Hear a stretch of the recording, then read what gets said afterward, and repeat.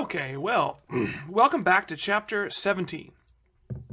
Yesterday, if you did the notes in 17.3, I think what we discussed was obviously the different forms of imperialism in different parts of Africa, and we ended with the brutality, the murder, the genocide that took place in the Belgian Congo.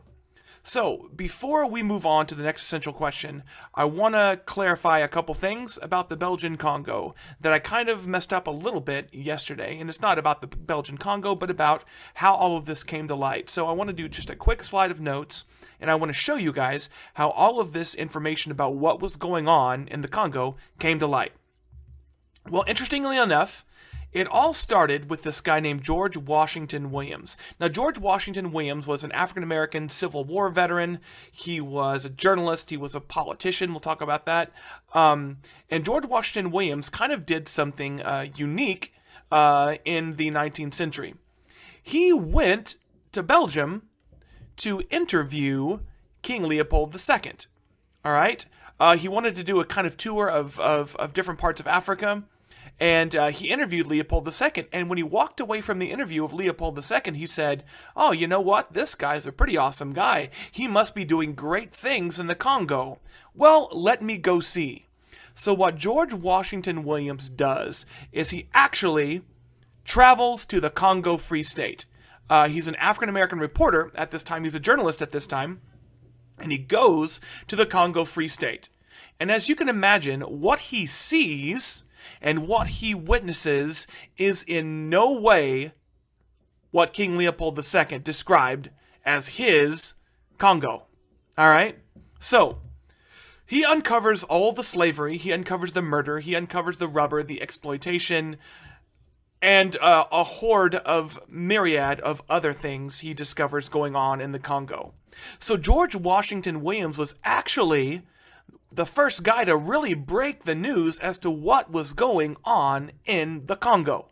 All right, so he actually writes this letter called, this is him addressing the Ohio legislature. By the way, he was the first African-American elected to the Ohio state legislature in the 1880s, and this is him talking to the legislature. But anyway, he wrote what was called an open letter to His Serene Majesty King Leopold II, and there's a longer title than that, but basically, he writes this open letter to King Leopold, and you can read it online if you just Google an open letter to His Serene Majesty Leopold II by George Washington Williams. You can read the whole letter. It's really long, but in this letter, he describes in detail the things that he saw. Now, after reading this letter, I haven't read it, guys, in probably 6 or 7 years. I totally forgot about it, but I reread the letter this morning, and it's really interesting, the kinds of things that he says. So, do you remember Henry Morton Stanley, that guy I told you about? Well, here's what George Washington Williams said some of the things would go down. So, one of the ways that the Belgians would take control is they would go to different tribal chiefs, and they would kind of trick them, all right? And they would trick them into signing away their land, and they would trick them into signing away their people. Now, some of this was just very simply, hey, if you sign this piece of paper, we will give you European stuff. And a tribal chief of the Congo, not really knowing what he was signing, just knowing that he would get European stuff that they did not have in the Congo, signed it and got the stuff.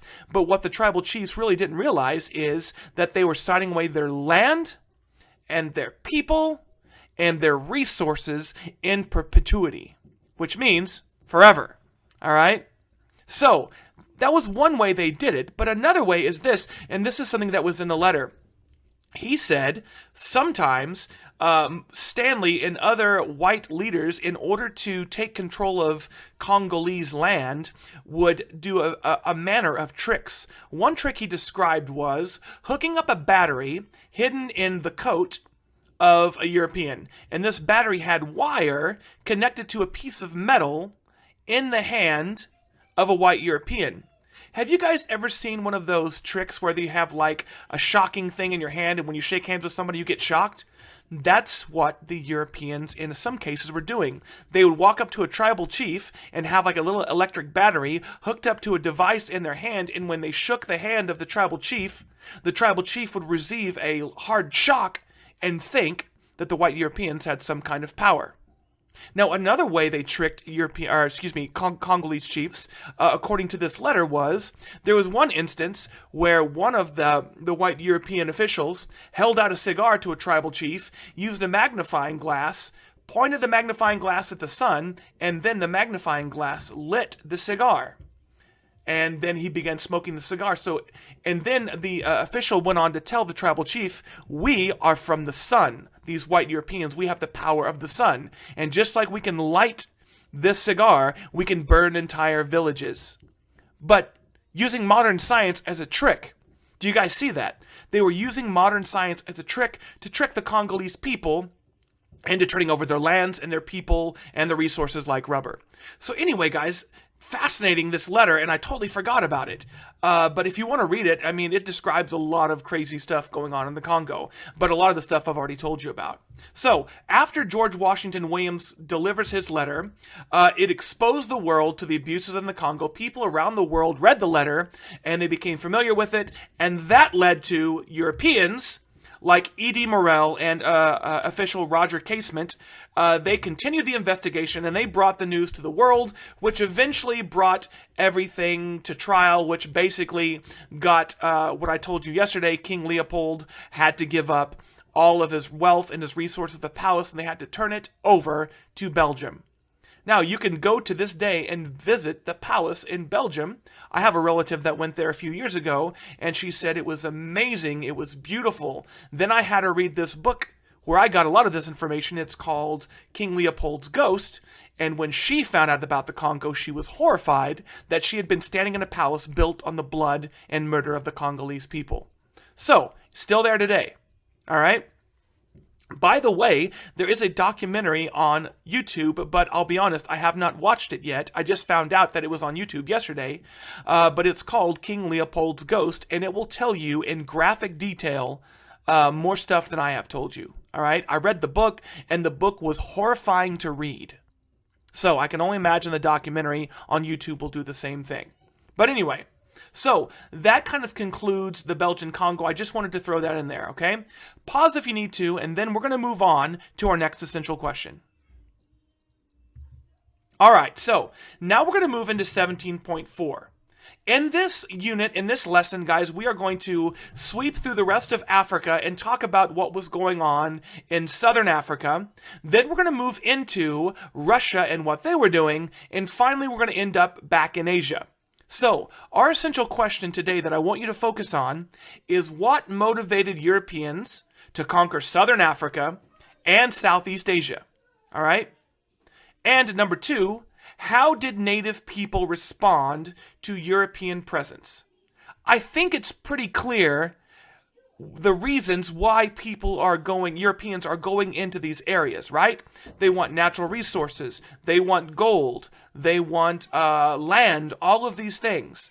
And I'm pretty sure it's quite apparent how sometimes native people are reacting in almost every case. They are rising up physically and violently against the intrusions by the Europeans.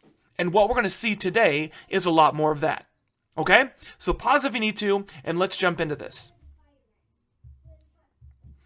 All right, now, so we're sweeping through different parts of Africa, right? We did Northern Africa, we did Western Africa, we did Central Africa, and now we're going to move down into Southern Africa. What I'm going to tell you in this slide particular is pretty gruesome, okay? So, now, interestingly enough, a lot of what's going to happen in Nazi Germany, some historians say, have a root in what happens in German colonies in Africa, all right? So, let me elaborate. Maybe. Okay, so remember we talked about Bismarck, right? Bismarck, the guy that united Germany. Well, Bismarck wasn't really that concerned about imperialism until he started to see how imperialism might upset the balance of power in Europe. Now, believe it or not, even though Bismarck engaged in war to unite Germany, he's very much against a large-scale European war. And what Bismarck tries to do for the rest of his time as a leader of Europe is he tries to keep peace in Europe by balancing power.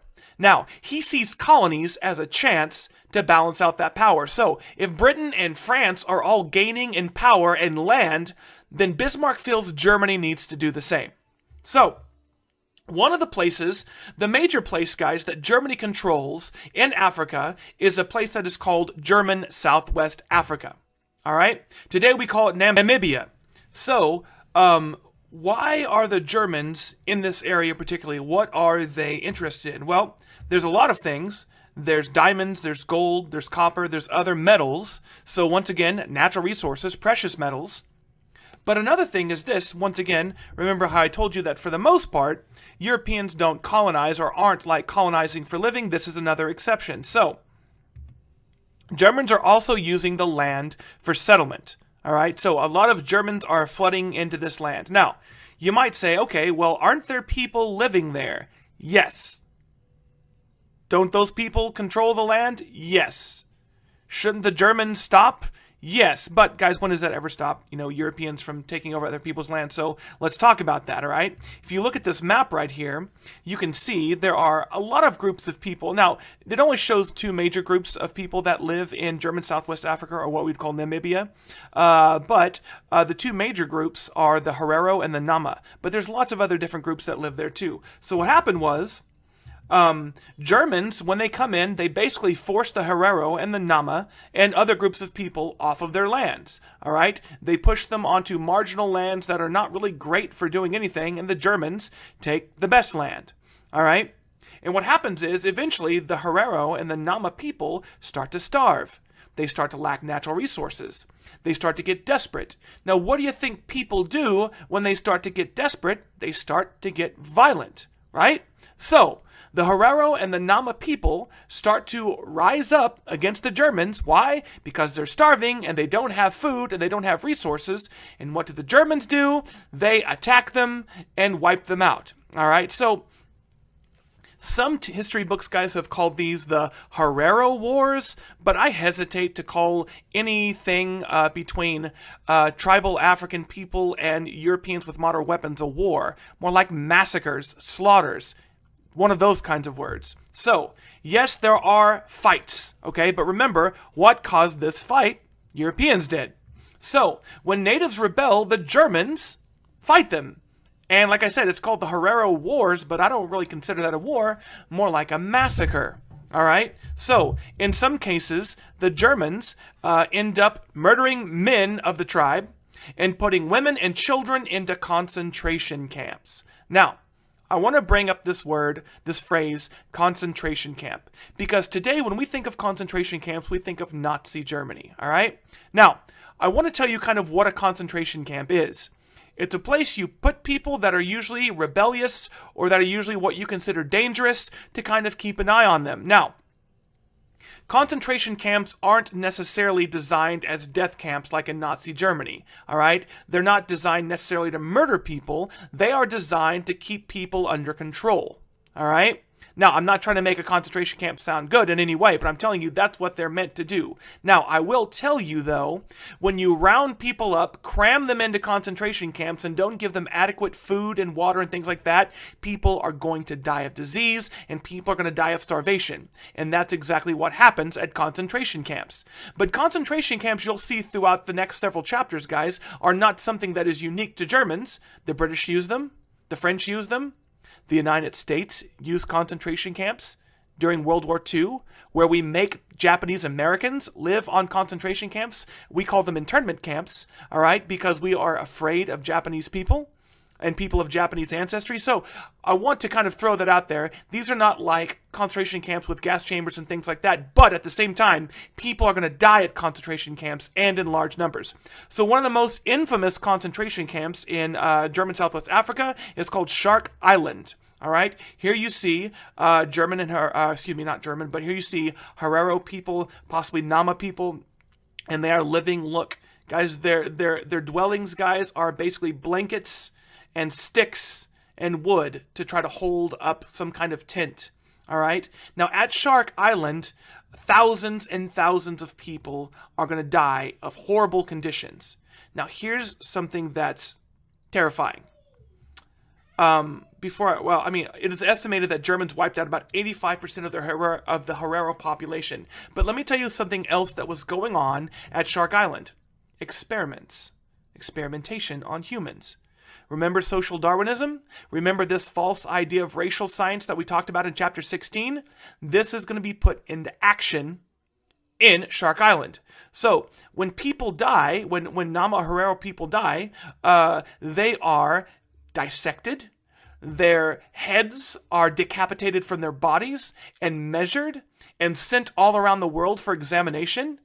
If you were to go into some museums in Europe in the 1800s, you would see the severed, decapitated heads of African people from Southwest Africa, guys, and other places. Why? Because Europeans are kind of cataloging like a kind of racial science.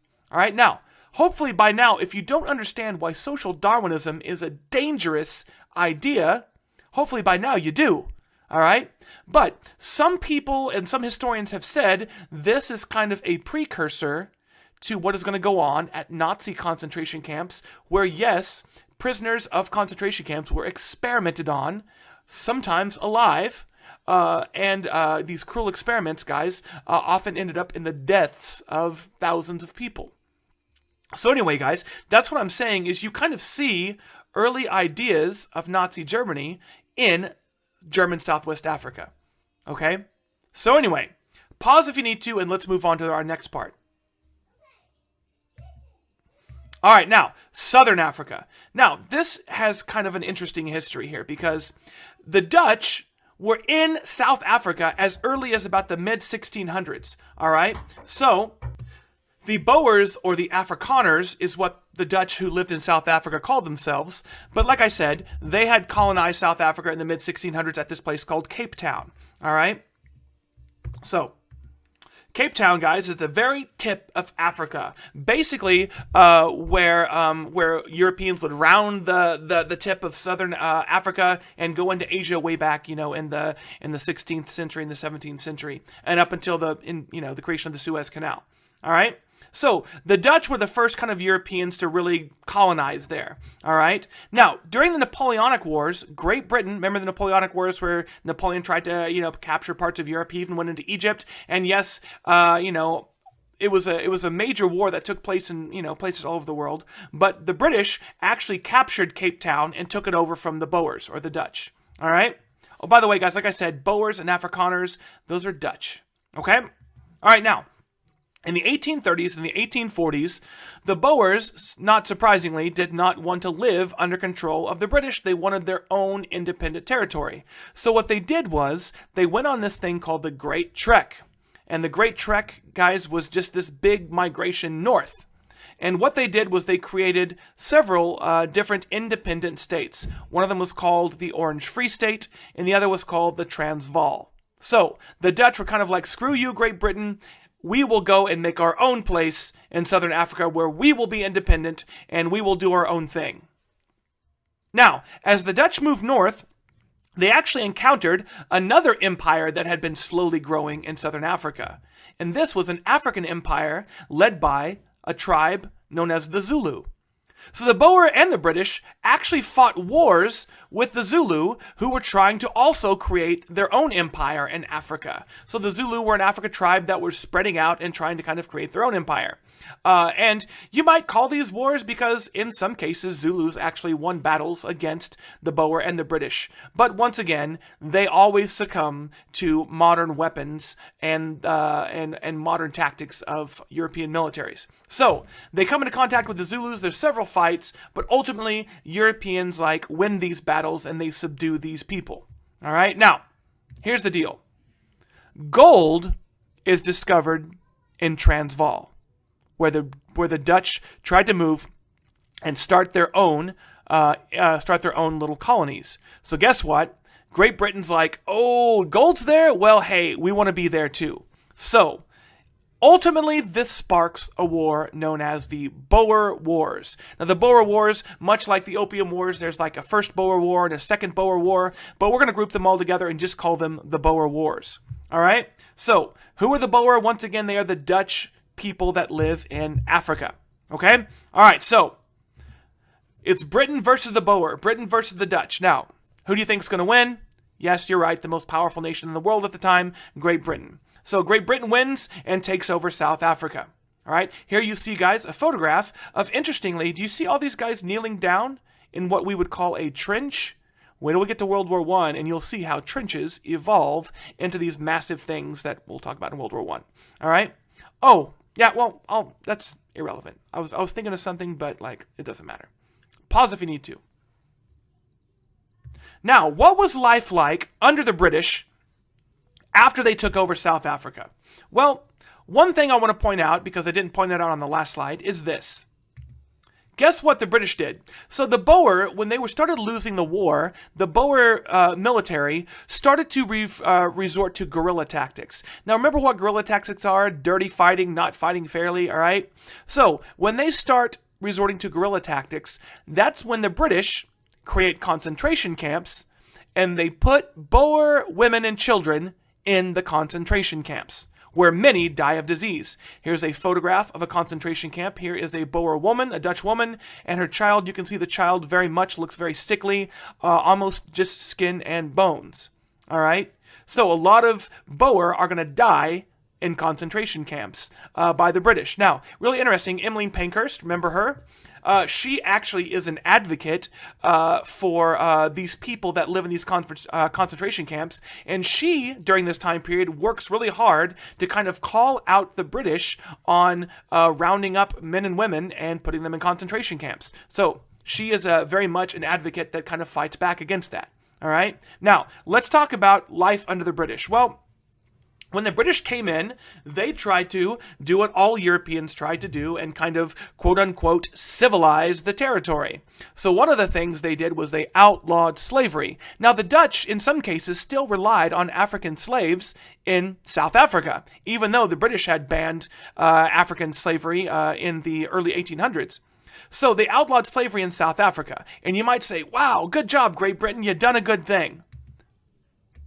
But, and a very big but, and you guys know what I say about that. Anyway, white Europeans began to outnumber Africans in South Africa. So this is one of those places, again, where floods of white people are going to live in South Africa. If you go to South Africa today, there are still a large majority of white people that have for generations lived and grown up in South Africa. Okay? All right, now, the British are going to pass laws that forbade Africans from owning land. Now, I want you to think about this, guys. Imagine you live in South Africa, you are African. Here come these white people. They take over, and they start passing laws that say you, an African, can't own land on your own land. Think about that, guys. Well, what else? They create a legislature, but guess what? African people are not allowed to vote, and they're not allowed to be in the legislature. So once again, you are an African in your own home country, in your own home territory, in your own land, and you don't have rights. Not the right to own land, not the right to vote, not the right to have any kind of say in your government. Guys, this is social Darwinism, and this is imperialism. All right, now, one of the most infamous things that Great Britain did was they created these laws called apartheid. All right? Now, the best way I can describe apartheid is very similar, kind of like the Jim Crow laws that existed in the American South. Now, if you don't know what Jim Crow laws are, after the American Civil War, there was this time period called Reconstruction, and then after Reconstruction, basically, Southern governments started to pass racist laws and started to create segregation. All right? And guys, from basically the 1880s all the way up until maybe the 1970s, or maybe in some places even the 80s, America in the South was still very segregated. Now, what does segregated means? It means, guys, separated. You had white areas and you had black areas. All right, and only those areas where only those people went. All right, so apartheid basically separated or segregated Europeans and Africans. All right, so here are some photographs, guys, where you see signs that show apartheid. Like, hey, European women here, European men here, non-European women are over here.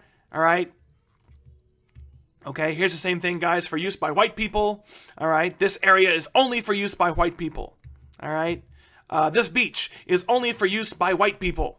So once again, guys, here are Europeans coming into African territories and telling African people that, hey, this is off limits. Now, you can imagine that the areas for white people and the areas for African people were not in anywhere equal or in anywhere as nice or anything like that, very much like the American South, okay?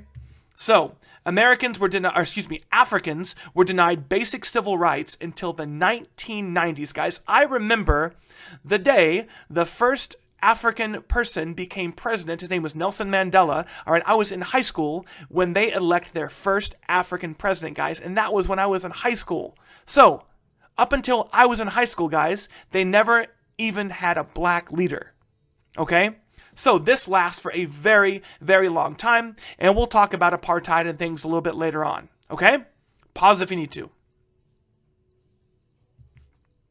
All right, now, we haven't talked about Russia, and I'm going to just kind of breeze through Russia, all right, kind of what they did. But yes, even backward Russia is going to start colonizing, and it's not a new thing because we've talked about them doing this before. So let's talk about Russian imperialism. All right, guys, here's a map of everything that Russia had conquered up before 1800. Now think about all the time periods we've talked about. We talked about Catherine the Great. You guys remember Catherine the Great, the absolute ruler of Russia, and how she spread the Russian Empire and took over parts of Western Europe, the Baltic Sea. And we talked about how Peter the Great moved the capital to St. Petersburg. Well, guys, it's not a new thing that Russia had been like colonizing, all right? But that was kind of the old imperialism. And during this time period, Russia is also gonna, spread into Asia. Oh, one more thing. Also, guys, remember, Russia also expanded into Poland when we talked about the partitions of Poland. You guys remember how Poland slowly got gobbled up by like Austria and Prussia and Russia, right? Okay? But anyway, so yeah, obviously, Russia is expanded into Poland. All right, now, in the 19th century, Russia is going to move east and into the Ottoman lands and Asia. So one of the things that you are starting to see now is the Ottoman Empire, after the Crimean War, is going to slowly just get gobbled up by Europe. All right, the end of the Ottoman Empire is actually going to come in World War I, which is the next chapter. So, where does Russia go? Well, if you look at these arrows, guys, it's kind of hard to see because it's a terrible map, but they go into parts of Persia, which is modern-day Iran. They go into Chechnya, Dagestan, Circassia, Uzbekistan, Turkestan, Afghanistan. All of these were taken over by Russia, all right, in the 1800s, which are partly in the Middle East, some of them, some of them are in Asia, okay? Now, what's really fascinating is, guys, these are going to have very lasting, long-term consequences, just like every other area of imperialism, okay? So, let me pause just for a second. Do you guys ever wonder why there's so much turmoil and so many problems in places like Africa today, in places like Asia today, in places like the Middle East, guys? A big reason for all of that is imperialism, okay? All right, now, Afghanistan is going to be a very big problem in what we call the Cold War later on. All right, in Chechnya, Chechnya is going to try to break away from Russia in the early 2000s, and guys, it's going to be wildly put down by Vladimir Putin. So all of these things, guys, are going to lead to consequences later on. Now, here's something else interesting. A lot of these territories were dominated by Muslims, and as you can imagine, guys, Muslim people do not want to be ruled by Russian Christian people, so they are going to rebel. All right? A lot of these areas that Russia's expanding to are not culturally, ethnically, linguistically similar to Russia, but Russia is nevertheless going to conquer them. Okay? So, yes, Russia is expanding too.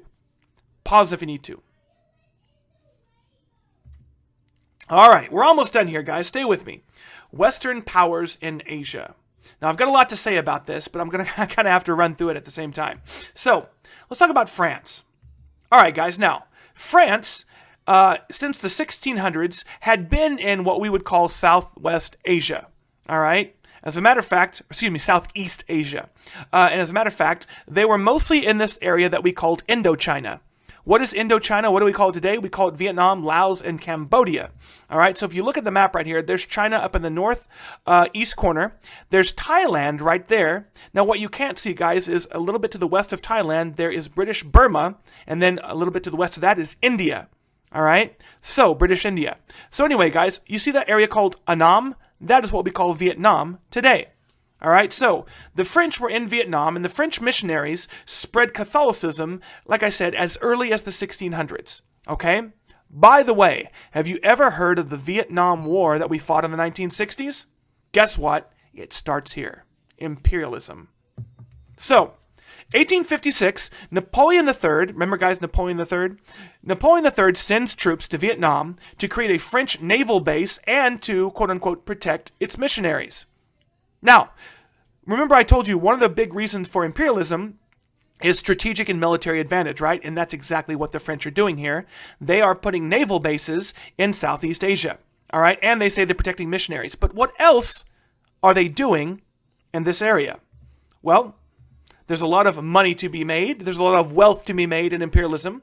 So France, just like every other nation, exploits local people as labor, and they establish monopolies. Remember, guys, monopoly is when you have a complete control over a certain resource or good or economy. They establish complete monopolies over a lot of goods like salt, opium, and rice. Now, you might say, opium, isn't that what the British do? Yes, guys. It's not just the British that are selling opium into China. It's Portugal, it's France, it's a lot of different groups that are trying to make money and do the exact same thing that Britain is doing. All right? So anyway, the French guys are doing the same thing, and the French guys are going to have a very lucrative, which means very profitable, trade in rice, once again, by using local people as labor. So, here, guys, I thought this was interesting. So, guys, another magazine, we talk about the magazine Puck all the time. Well, another magazine is Punch. It does the same thing. And this, I kind of wanted to point this out. This, guys, is a British political cartoon kind of showing the ruthlessness of the French. It says, the French wolf and the Siamese lamb, all right? Basically, it's saying, look at the French wolf and look at the poor little Southeast Asian lamb, how helpless it is. And so basically the British are criticizing the French for being ruthless. But at the same time, you might say, okay, British, like, you're one to talk. And this is the thing, guys. This time period, Europeans are criticizing each other over how ruthless they are with imperialism, but they are all being ruthless. They're all being bad. Now, not as bad as the Belgian Congo, all right? The British and the French aren't lopping off people's heads, hands, and other things to get rubber, all right? But at the same time, they're not innocent, okay? So, now, let's talk about the good old United States. You might say, well, what's the United States doing at this time? Guys, I would love to tell you that the United States was noble, the United States was innocent, and the United States did not get involved in any of these kind of imperial exploitations. But guys, I'd be lying. Before we talk about the acquisitions of the United States, I'd first like to bring up something that I've never seen really history books kind of point out. But let's talk about, and you're going to learn this in APUSH next year. All of these things that I'm about to teach you right now, you're going to learn in APUSH next year. But let's talk about something big. Guys, ever since Europeans and people from the United States, guys, have been in the United States, we have pretty much engaged in imperialism against Native Americans. Think about, what does imperialism mean? You take over people's land. That's what the United States did. You engage in wars with Native people. Yep, United States did. Check. You take over their land for natural resources such as rivers, waters, even gold. Check. All right, check. So, guys, I would call how the United States treated Native Americans throughout their history imperialism. All right, it's absolutely the same thing. So, I wanted to throw in there, that's not in the book or not in the books about imperialism, guys, is that, yes, they're doing the same thing. All right, they've been doing it with Native Americans, but let's talk about how they move away from Native Americans and they try to colonize the rest of the world. All right, so here's the deal. All right. Whoa. All right, now, the U.S. opened trade with Japan in 1850. Boy, I wish I had time to sit there and tell you this story. I'm going to tell you a brief version of it, but the arrow, guys, is the U.S. opening trade with Japan. You see, Japan had been closed to the United States and to anybody, guys. Japan had closed off its borders to Europeans since the 1600s, all right? I told you guys a long time ago, way back early on in an early chapter at the beginning of the year, that basically the Japanese were so sick of Portuguese missionaries and Christians causing problems throughout Japan that they expelled all foreigners, and they said from now on, no foreigners are allowed. Although they did let the Dutch show up in a port, but they didn't let basically any foreigners go in Japan. So largely, guys, 1600s, 1700s, 1800s, Japan had been closed off to all Westerners. Now, what does this mean? It means, guys, the world industrialized without Japan. So, in 1850, the United States rolls up with modern metal steam-powered ships and basically threatens the Japanese that they better open trade. Now, the Japanese at this time are still using armor, katana, spears, bows and arrows. They're samurai. They did not modernize. Why? Because they were closed off to Europeans and Westerners for 200 years. There's a fun movie to watch, guys. It's called The Last Samurai. It's not exactly historically accurate, but you do get to see European armies with modern weapons face off against samurai wearing armor and carrying swords and bows and arrows. It's fascinating. But anyway, we open trade with Japan in 1850, and what we start is, and we actually don't colonize them, right? Because Japan willingly opens trade, they never get overrun, they never get taken over. And you know what they do, guys? They eventually adapt all of our modern technology, all of our modern ideas, all of our modern weapons, and they become a modern, industrialized, powerful nation that we then have to fight in World War II. Now, what else? Well, in 1867, the United States buys Alaska from Russia. Russia owned what we would call Alaska today, and they sell it. They sell it to the United States. And when the United States buys it, this guy named William Seward is the guy that really pushed for buying it.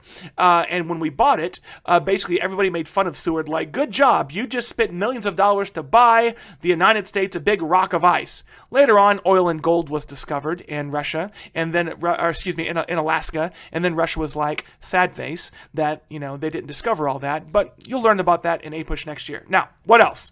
Well, another brutal, dirty story about how the United States took Hawaii. Once again, guys, I don't want to ruin all the stuff you're going to learn at A-Push and kind of spend too much time, but long story short, basically, U.S. sugar planters overthrew the Queen of Hawaii, Liliuokalani, and basically what they did was they told the United States to annex or add Hawaii to the United States, all because they didn't want to pay taxes on sugar. Well, you'll learn about that next year. But bottom line is, we actually overthrew a queen in Hawaii and then annexed Hawaii as a territory. Okay? So then, what else did we do? Well, another great story that, guys, there's two more great stories that I wish I had time to spend an hour telling you. But basically, we fight Spain. In 1898, we have this thing called the Spanish-American War, okay? Basically, Spain was afraid of losing all their colonies. Cuba tries to rebel, and the Spanish send military into Cuba and start rounding up Cubans into concentration camps, and the United States feels compelled to help out the Cubans. We don't like the Spaniards over in our hemisphere persecuting people. And basically, a United States battleship called the USS Maine explodes in the harbor of Havana, which is in Cuba, and all the newspapers blame Spain. And basically, we're mad about this warship, our battleship getting exploded. And what happens is we declare war on Spain, and in 6 months, we completely annihilate the Spanish Navy, and we take every single Spanish colony that they have left. We take over Guam, Puerto Rico, Cuba, and the Philippines. We eventually give Cuba the right to rule themselves. After World War II, we give the Philippines the right to rule themselves.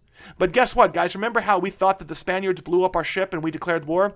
Yeah, our ship blew up on its own. There was a small fire that got started on the ship and it spread to the ammunition, and boom, it was a complete accident. So we declared war on Spain over a complete accident that had nothing to do with them. And we took every one of their colonies. So once again, guys, the United States is dirty. But one more thing. All right, now, the Spanish-American War actually taught the United States a very big lesson. You see, most of the United States Navy was right here at Pearl Harbor, and a lot of the war took place in Cuba. So look, how can our ships, guys, look at my cursor, how can we get our ships to Cuba? Well, you had to go north that way, which is dangerous because of icebergs and frozen waters, or you could go around South America, but that took too long. So Americans start getting this idea, what if we could cut a canal, a big ditch through Panama, and then we could move our ships from Hawaii through the Panama Canal and connect the Pacific and Atlantic Oceans. The only problem was Panama was owned by Colombia. So you know what we did? We basically started a revolution. Oh yeah, there's Puerto Rico and Cuba. We actually, guys, involved in starting a revolution in Panama so that Panama breaks away from Colombia And then we buy the canal from Panama. Very dirty thing that we started a revolution just so we could steal the Panama Canal from Colombia. Actually, we didn't steal the canal. We stole Panama. Well, Panama stole itself, but we helped them. And then we cut a canal in Panama, and then we connect the Pacific to the Atlantic Ocean. So guys, look, the United States is doing some dirty things. Oh, and let's not even forget about what happened in the Philippines. You can imagine, guys, Filipino people, just like a lot of people, did not want to be ruled by the United States. So they rose up against the United States. And guys, there was a bloody war called the Philippine-American War. And basically, U.S. military fought Filipino people. And in some cases, guys, now I will admit that both sides engaged in atrocities against each other.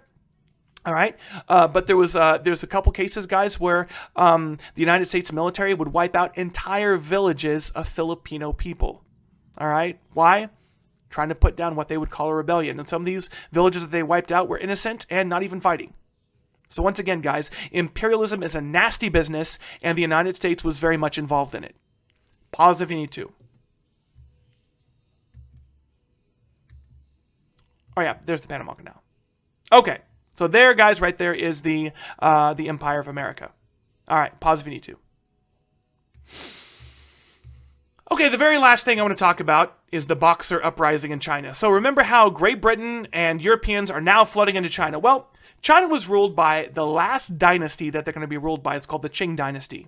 All right, but as you have seen over this last course of several, 100 years, China has slowly been invaded by foreigners. After the Opium Wars, especially after the Treaty of Nanking and the Treaty of Tianjin, now here come the white people, right? So, Europeans, when we left off, had carved up China into spheres of influence. That is, areas in China where only those countries had exclusive trading rights. So you can see by the different colors, guys, who is allowed to trade where in China. But once again, guys, the Qing dynasty is no longer really in power. It's Europeans now that are cutting up China, just like they cut up Africa, just like they cut up everywhere.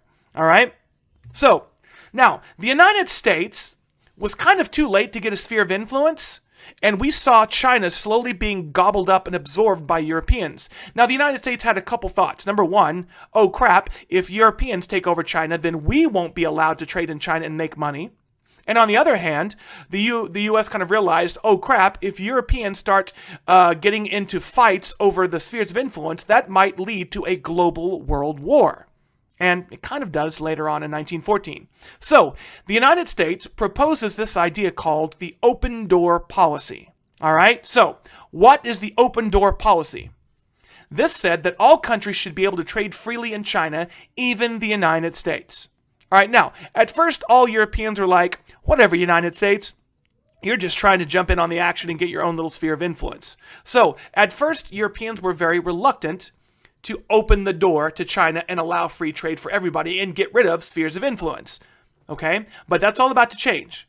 Now, do you guys remember the Sepoy Uprising in India, right? All of these changes over the course of several hundred years had slowly got into the minds of Indian people, and they had a breaking point, and they'd had enough. Well, the same thing is about ready to happen to China, and it's a fascinating and brutal story.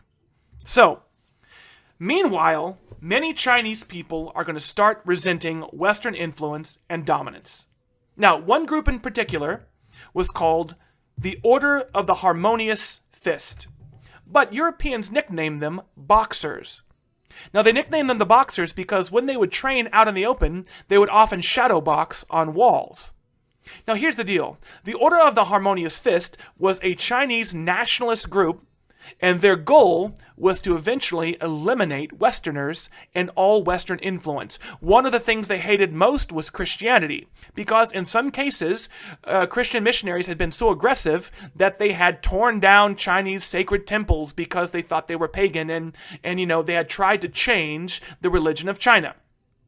So, they went after Westerners, guys, and they want to eliminate Chinese people who convert to Christianity as well. They would consider them traitors. As a matter of fact, guys, most Chinese have a word for Europeans. They call Europeans barbarians. So anyway, let me tell you a little bit about this Order of the Harmonious Fist, as you can see from a picture of some of the Boxers right here in a photograph. The Order of the Harmonious Fist went around recruiting followers, and they told followers that with their techniques, that they could even be basically impervious or be able to basically stop modern European weapons. They actually did demonstrations on the streets where boxers would shoot each other with rifles and not die. Now, Europeans would say, oh, well, there's no bullet in the chamber, there's no bullet in the rifle, therefore it's just gunpowder blowing off following blanks. But remember, Chinese people are angry, they're desperate, and a lot of people, when they're angry and desperate, they turn to religion, and some of their religious ideas become what we would consider not exactly, rational. Okay? The idea that you can block bullets and stop modern weapons. So, the Boxers, on one day in 1902, guys, decided to attack. So throughout different cities in China, the Boxers rose up and in the streets started murdering Chinese Christians and Western Europeans. It's very much like the Sepoy Uprising. All right, they killed thousands of people. All right, in some instances, white Europeans were beheaded in the streets. Chinese people were beheaded in the streets. But guys, it was a big slaughter. Now, eventually, Europeans, the French, British, Germans, even the United States, sends in help to put the rebellion down, and the rebellion is stopped. And after the rebellion, guys, basically, all the Western armies put down the rebellion, and they forced the emperor to pay large amounts of money. Now, guys, the Boxer Rebellion is going to be pretty much a signal for the end of the Qing dynasty, because after the Boxer Rebellion, China is going to be in so much debt to Westerners. And also, Westerners are also going to agree to the open door policy, so more and more white Europeans are going to flood into China. It's going to cause a Chinese civil war where the Chinese are fighting each other, and eventually it's ultimately going to lead to the rise of this guy named Mao and the beginning of China as a communist country, which it still is today. All right, so all of these things have lasting long-term effects that we still consider a huge problem today. All right? So anyway, guys, that's the end of the notes. I will hit you up a little bit later, and we'll do the next thing. We've got one more lesson, guys, in imperialism, and we'll be done with the chapter. I hope you guys have a great day.